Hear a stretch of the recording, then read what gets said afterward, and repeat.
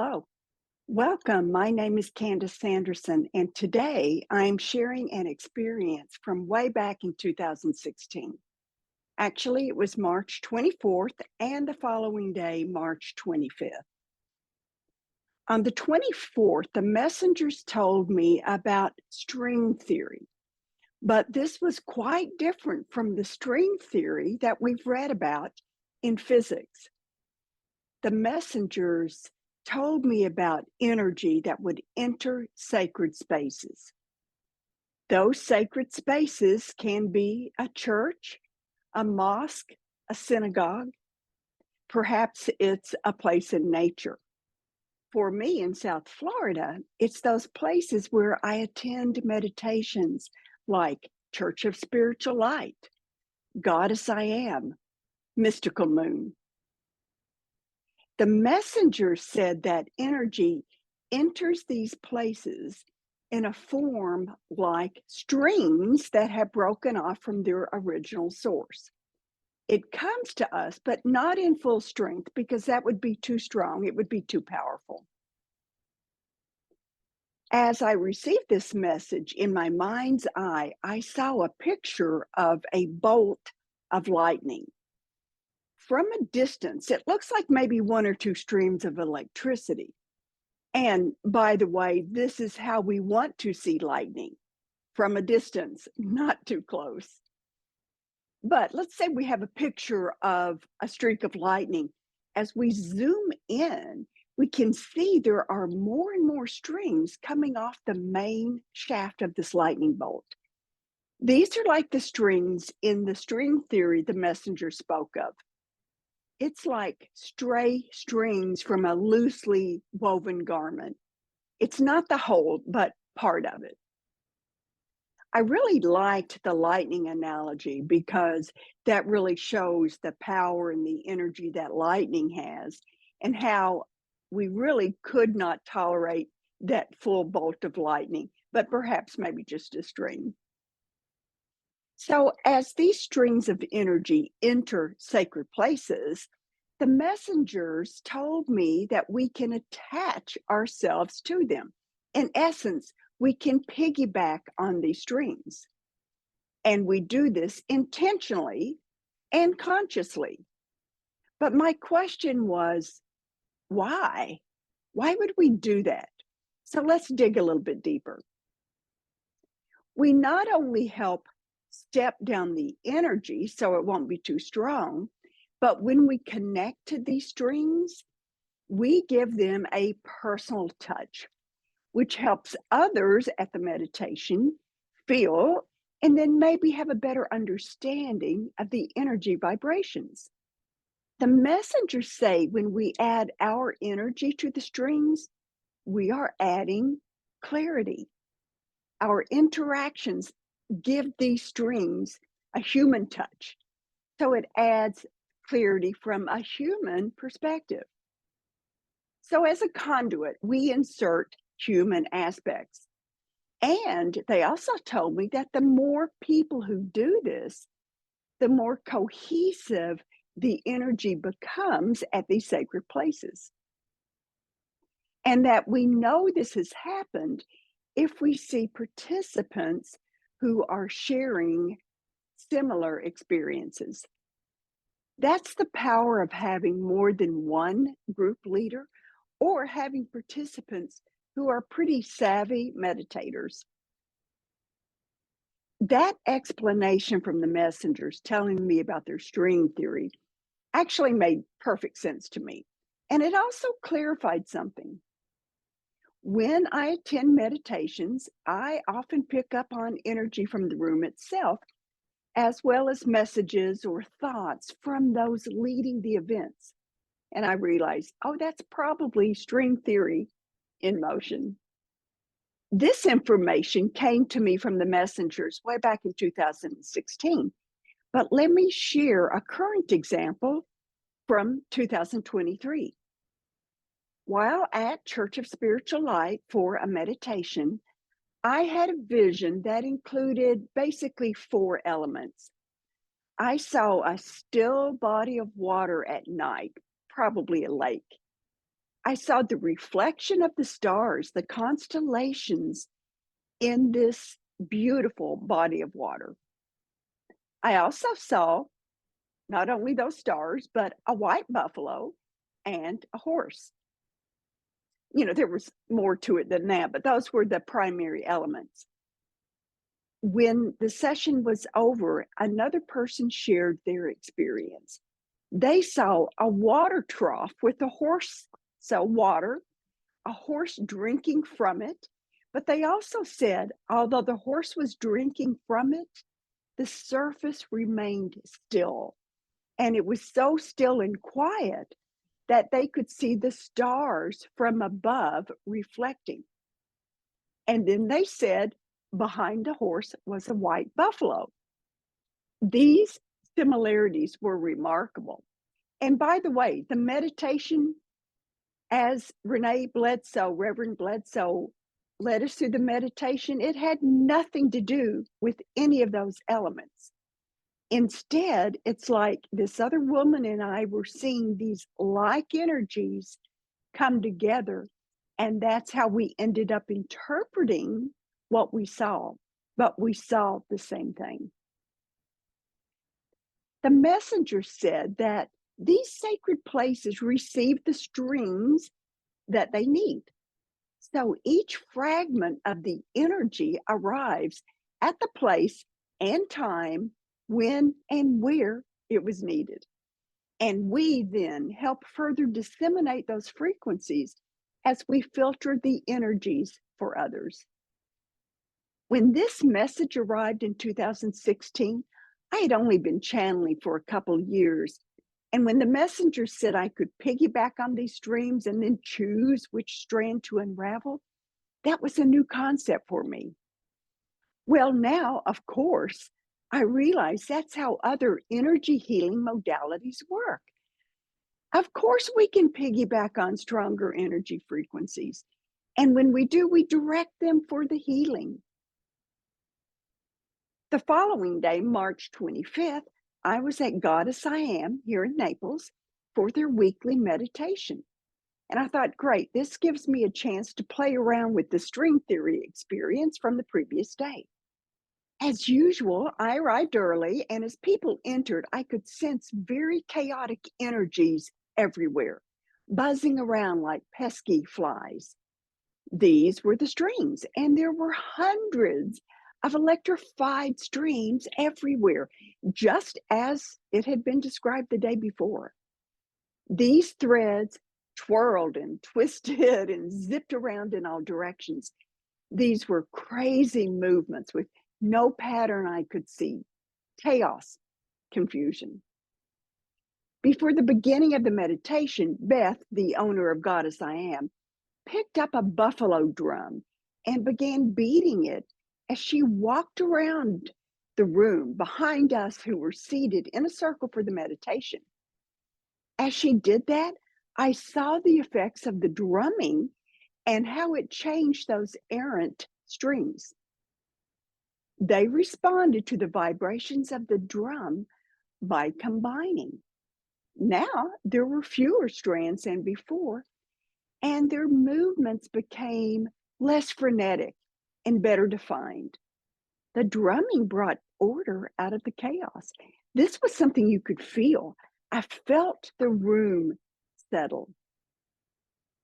What I didn't really appreciate until I was preparing for this episode is that the drum beat mimics the beating of the heart. And the heart is the key to connecting to non-physical spaces.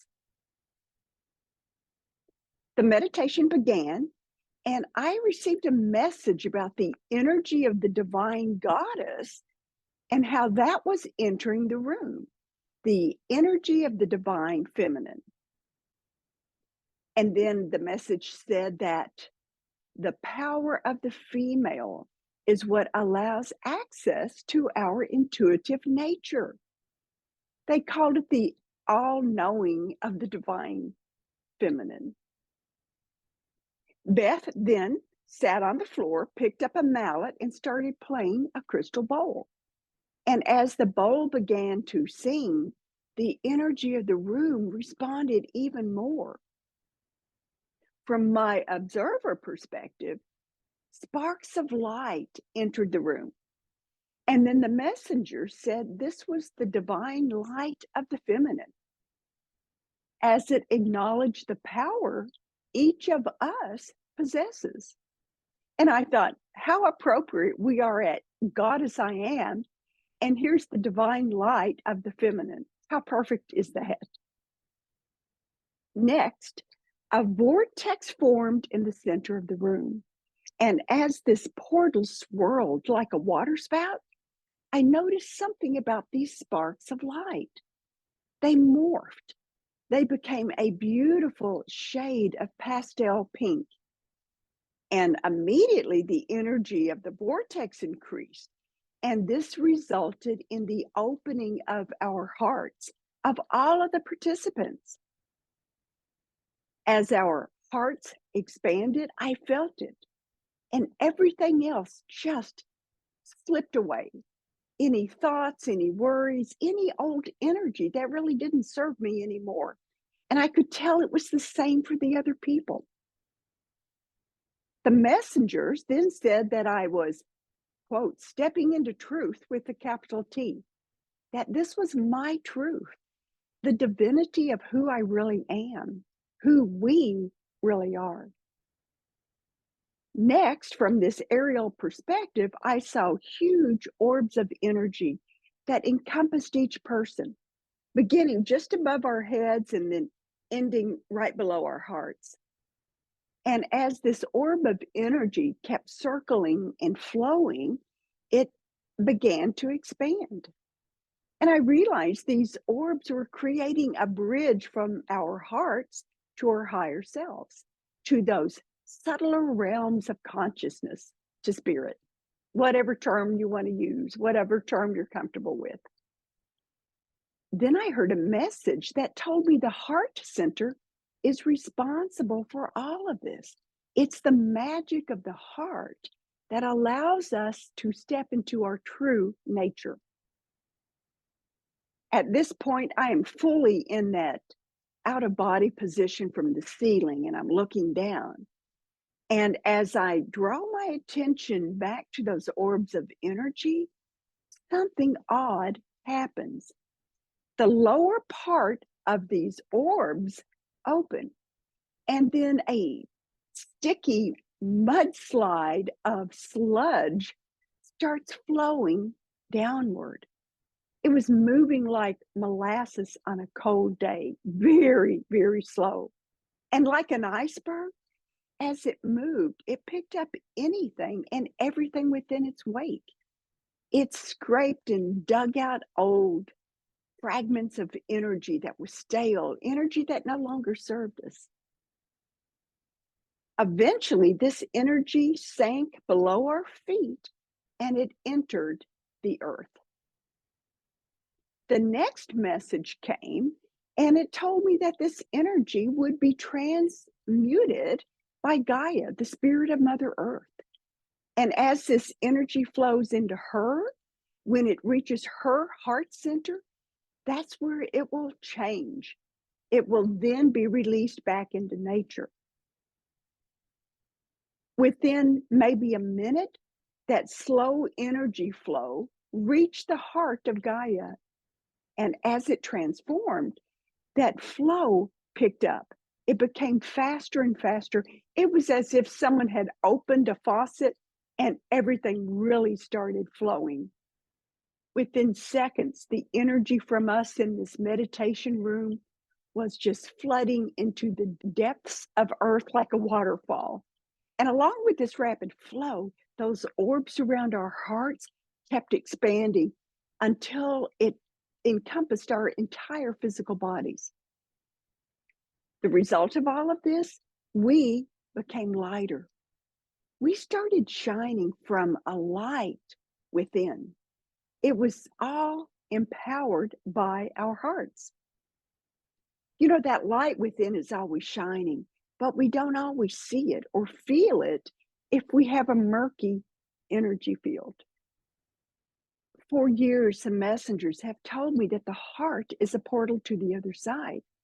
But this was one of the first examples where they actually showed me how powerful the heart is. That heart energy was responsible for releasing that negative energy and clearing our energy fields. It's that heart that allows our lights from within to shine. Then my out of body experience moves me farther beyond the physical. I'm no longer at God as I am. I'm no longer anywhere close to the earth realm. Instead, I zoom to a place that is almost indescribable. It's much less physical, but it's also very, very sacred. And I see Kuan Yin, Mary Magdalene, Mother Mary, White Buffalo Calf Woman, notice all women, several other females who appear to be ancestral. I also see Glinda, the good witch from the Wizard of Oz. And when I see her, I know why she is there. Her image has come to me many times. And when she does, she tells me that she represents my guidance team. In fact, at one time she said she represented 49 guides who have followed me in many incarnations on the earth. So I see that image of Glinda as my master guide. These are all female. And I realize that while I'm standing in the midst of these sacred masters, female masters, I feel wonderful. And then a white doe, a female deer, approaches and she kneels in front of me. She asks me telepathically to get on her back. And I immediately hesitate.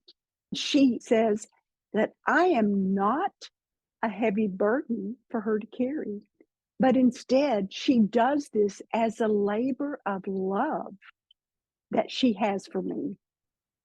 So I climb on her back, and then I realize either my size shrinks or she gets larger, or maybe both. But she tells me that it is her privilege to serve me. And that was so humbling.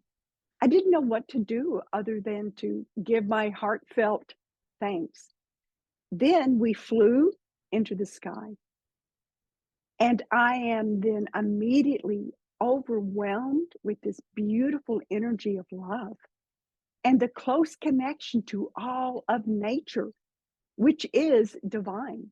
I then become part of the spark of life, the spark of the divine, the spark of all that is. And twirling around me are all other sparks of light. And I look and I see that they're fairies, they're sprites, they're divas. I recognize the spirits of animals, of plants, of minerals. We are all part of the worshiping of the Divine Mother within all of us. The messengers tell me that this is the circle of life, and we are all connected. It begins in the heart, and it is through the heart that one must live. They said that if you live within your heart, you will find balance, rhythm, clarity, and a connection to all that is. They told me to ask to be attuned to that highest vibration of my true self, and that it's within our reach because it is within us. This was such a profound experience as I dipped my toes into cosmic consciousness, into unity. I was part of all that is, and I was beginning to understand that wisdom of the heart and how it serves us. I love the final message about living within your heart space. It's learning to follow guidance And knowing that the more we stay within higher vibrational frequencies, the clearer our directions are and the better our lives become. I want to thank you for joining me on these journeys into these extraordinary states of awareness. I am so grateful to you.